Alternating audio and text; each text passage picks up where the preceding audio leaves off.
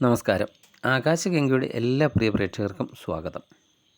കൊല്ലവർഷം 1202 ആണ്ട് കുംഭം രാശിയിൽ ജനിച്ച വ്യക്തികളെ സംബന്ധിച്ച് എങ്ങനെയുള്ള ഫലങ്ങളാണ് ലഭിക്കുന്നത് എന്നാണ് നമ്മൾ ഇന്ന് ഈ വീഡിയോയിലൂടെ പരിശോധിക്കുന്നത്. ഒരു വ്യക്തിയുടെ ജീവിതത്തെ നിർണായകമായി സ്വാധീനിക്കുന്ന പ്രധാന ഗ്രഹങ്ങളായ വ്യാഴം, ശനി, രാഹു, കേതു എന്നിവയുടെ സഞ്ചാരപഥങ്ങൾ ഈ വർഷം വലിയ മാറ്റങ്ങളിലൂടെയാണ് കടന്നു പോകുന്നത്. ഈ ഗ്രഹമാറ്റങ്ങൾ കുംഭൻ രാശിക്കാരുടെ തൊഴിൽ, ബിസിനസ്, സാമ്പത്തികം, കുടുംബജീവിതം, വിദ്യാഭ്യാസം, ആരോഗ്യം എന്നിവയെ എങ്ങനെ ബാധിക്കുമെന്നാണ് നമുക്ക് ഈ വീഡിയോയിലൂടെ നോക്കേണ്ടത്. ആദ്യം തന്നെ ഈ വർഷത്തെ പ്രധാന ഗ്രഹസ്ഥിതികൾ ഒന്ന് നോക്കാം. 2026 ഒക്ടോബർ 31 വരെ വ്യാഴം കർക്കിടകത്തിലും തുടർന്ന് 2027 ജനുവരി 24 വരെ ചിങ്ങൻ രാശിയിലും സഞ്ചരിക്കുന്നു. അതിനുശേഷം വീണ്ടും വക്രഗതിയിൽ 2027 ജൂൺ 25 വരെ കർക്കിടകൻ രാശിയിലും തുടർന്ന് ചിങ്ങൻ രാശിയിലൂടെയും സഞ്ചരിക്കുന്നു. ശനി 2027 ജൂൺ മാസം വരെ മീനൻ രാശിയിലും അതിനുശേഷം മേടൻ രാശിയിലേക്ക് രാശി മാറുകയും ചെയ്യുന്നു. 2026 ഡിസംബർ 5 രാഹു കുംഭൻ രാശിയിൽ നിന്ന് മകരൻ രാശിയിലേക്കും നിങ്ങളുടെ 12ാം ഭാവം, കേതു ചിങ്ങത്തിൽ നിന്ന് കർക്കിടകത്തിലേക്കും 6ാം ഭാവത്തിലേക്കും രാശി മാറുന്നുമുണ്ട്.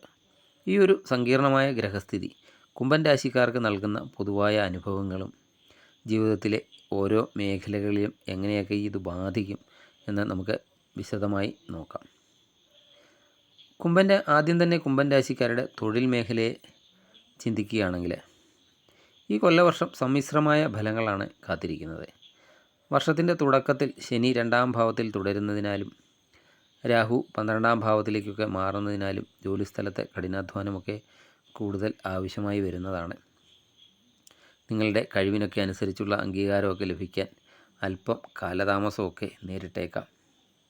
സഹപ്രവർത്തകരുമായിട്ടൊക്കെ സംസാരിക്കുമ്പോൾ വളരെയധികം ആത്മനിയന്ത്രണം പാലിക്കേണ്ടതുണ്ട്.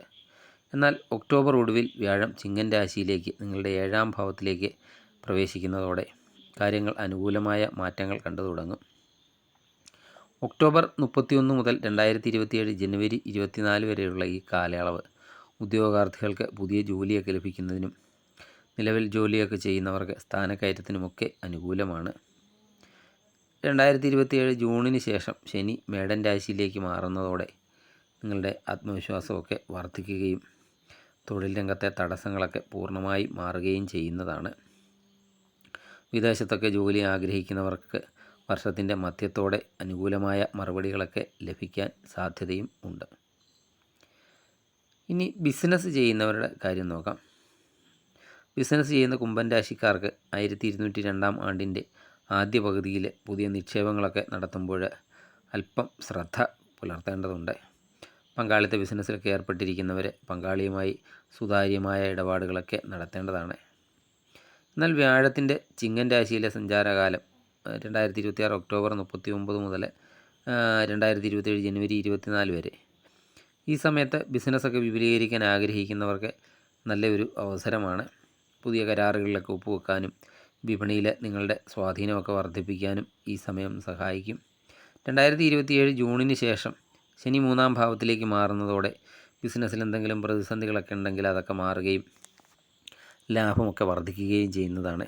പുതിയ സ്റ്റാർട്ടപ്പുകളൊക്കെ ആരംഭിക്കാൻ ആഗ്രഹിക്കുന്നവർക്ക് വർഷത്തിൻ്റെ 2ാം പകുതിയായിരിക്കും കൂടുതൽ നല്ലത്. ഇനി കുംഭൻ രാശിക്കാരുടെ സാമ്പത്തിക സ്ഥിതി എങ്ങനെയെന്ന് നോക്കാം. ശനി ധനഭാവമായ 2ാം ഭാവത്തിൽ തുടരുന്നതിനാലും രാഹു 12ാം ഭാവത്തിലേക്കൊക്കെ രാശി മാറുന്നതിനാലും അനാവശ്യ ചെലവുകളൊക്കെ വർദ്ധിക്കാൻ സാധ്യതയുണ്ട്. കയ്യിൽ വരുന്ന പണം എങ്ങോട്ട് പോകുന്നുവെന്ന് അറിയാത്ത അവസ്ഥ വർഷത്തിൻ്റെ ആദ്യ മാസങ്ങളിൽ ഉണ്ടായേക്കാം. അതിനാലൊക്കെ ബഡ്ജറ്റൊക്കെ അനുസരിച്ച് മാത്രം ജീവിക്കാൻ ശ്രദ്ധിക്കുക. ആർക്കെങ്കിലും ജാമ്യം നിൽക്കാനോ വലിയ തുകകളൊക്കെ കടം കൊടുക്കാനോ ഈ വർഷം മുതിരരുത്.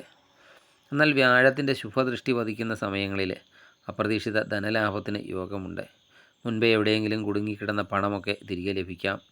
ഭൂമി, വീട് എന്നിവയൊക്കെ വാങ്ങാൻ ആഗ്രഹിക്കുന്നവർക്ക് വായ്പകളൊക്കെ എളുപ്പത്തിൽ അനുവദിച്ച് കിട്ടുന്നതാണ്. 1202 ആണ്ടിൻ്റെ അവസാനത്തോടെ 2027 ജൂണിന് ശേഷം ശനിയുടെ രാശിമാറ്റമൊക്കെ സംഭവിക്കുന്നതോടെ സാമ്പത്തികമായ വലിയൊരു ഭാരം നിങ്ങളുടെ തലയിൽ നിന്ന് ഒഴിഞ്ഞു പോകുന്നതായിട്ടൊക്കെ അനുഭവപ്പെടുന്നതുമാണ്. ഇനി കുംഭൻ രാശിക്കാരുടെ കുടുംബജീവിതം എങ്ങനെയുണ്ടെന്ന് നോക്കാം. ഈ വർഷം ബന്ധങ്ങളിലൊക്കെ കൂടുതൽ ക്ഷമ ആവശ്യമായ വർഷമാണ്.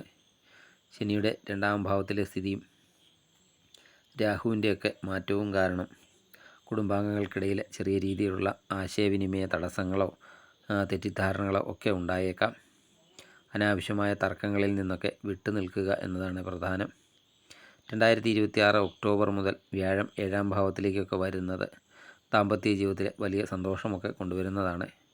പങ്കാളിയുമായിട്ടൊക്കെ നിലനിന്നിരുന്ന അകൽച്ചകളൊക്കെ മാറുകയും പരസ്പര ധാരണയൊക്കെ വർദ്ധിക്കുകയും ചെയ്യും. വിവാഹമൊക്കെ ആലോചിക്കുന്ന കുംഭൻ രാശിക്കാർക്ക് ഈ കാലയളവിൽ ഉചിതമായ വിവാഹബന്ധമൊക്കെ ഒത്തുവരുന്നതാണ്. അതുപോലെ കുട്ടികളില്ലാതെ വിഷമിക്കുന്ന ദമ്പതികൾക്ക് സന്താനഭാഗ്യത്തിനുള്ള യോഗവും ഈ വർഷം കാണുന്നുണ്ട്. ബന്ധുക്കളിൽ നിന്നും സുഹൃത്തുക്കളിൽ നിന്നുമൊക്കെ നല്ല പിന്തുണയും ലഭിക്കുന്ന ഒരു സമയമായിരിക്കും. ഇനി വിദ്യാർത്ഥികളുടെ കാര്യം നോക്കാം. കുംഭൻ രാശിയിൽ വരുന്ന വിദ്യാർത്ഥികളെ സംബന്ധിച്ച് കേതു 6ാം ഭാവത്തിലേക്ക് ഡിസംബറിൽ മാറുന്നത് മത്സര പരീക്ഷകളിൽ മികച്ച വിജയമൊക്കെ നേടാൻ സഹായിക്കും. കഠിനാധ്വാനമൊക്കെ ചെയ്യുന്നവർക്ക് ഉന്നത വിദ്യാഭ്യാസത്തിനായുള്ള പ്രവേശനമൊക്കെ സുഗമമാകുന്നതാണ്. വർഷത്തിൻ്റെ ആദ്യ പകുതിയിലെ പഠനത്തിലൊക്കെ അല്പം ശ്രദ്ധക്കുറവൊക്കെ അനുഭവപ്പെടാമെങ്കിലും ഒക്ടോബറിനൊക്കെ ശേഷം പഠനത്തിൽ മികച്ച പ്രകടനമൊക്കെ കാഴ്ചവയ്ക്കാൻ സാധിക്കുന്നതാണ്. ആരോഗ്യത്തിൻ്റെ കാര്യത്തിൽ കുംഭൻ രാശിക്കാരുടെ ആരോഗ്യ കാര്യങ്ങൾ നോക്കിയാൽ ഈ വർഷം ആരോഗ്യകാര്യത്തിൽ അല്പം ശ്രദ്ധിക്കേണ്ടതുണ്ട്. 7ാം ശനി ഒക്കെ തുടരുന്നുണ്ട്. അതിനാലും രാഹു 12ാം ഭാവത്തിലേക്ക് രാശി മാറുന്നതിനാലും ഉറക്കത്തിൻ്റെ പ്രശ്നങ്ങളെ, അതുപോലെ അസ്ഥി സംബന്ധമായ വേദനകളെ, ദഹന പ്രശ്നങ്ങളെ എന്നിവയൊക്കെ അലട്ടാൻ സാധ്യതയുണ്ട്. കൃത്യമായ ഭക്ഷണ രീതിയും വ്യായാമമൊക്കെ ശീലമാക്കുക. യാത്രകളിലൊക്കെ അതീവ ശ്രദ്ധ പുലർത്തുന്നത് നന്നായിരിക്കും. എന്നാൽ 2027 ജൂണിന് ശേഷം ആരോഗ്യസ്ഥിതിയിൽ നല്ല പുരോഗതിയും ഉണ്ടാകുന്നതാണ്.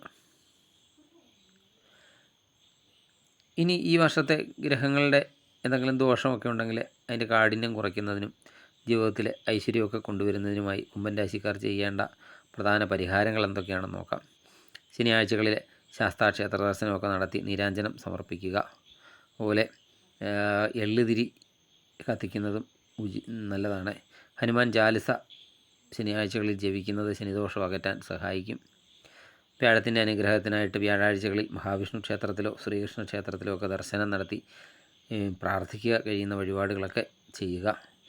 രാഹു കേതുക്കളുടെ പ്രീതിക്കായി സർവ്വക്ഷേത്രങ്ങളിൽ ദർശനം നടത്തി കഴിയുന്ന വഴിപാടുകളൊക്കെ സമർപ്പിക്കുക. പാവപ്പെട്ടവർക്ക് അന്നദാനമൊക്കെ നടത്തുന്നതും ശാരീരിക ബുദ്ധിമുട്ടുകളൊക്കെ അനുഭവിക്കുന്നവരെ സഹായിക്കുന്നതും ഗ്രഹങ്ങളുടെ ദോഷങ്ങളുടെ തീവ്രത കുറയ്ക്കുന്നതാണ്.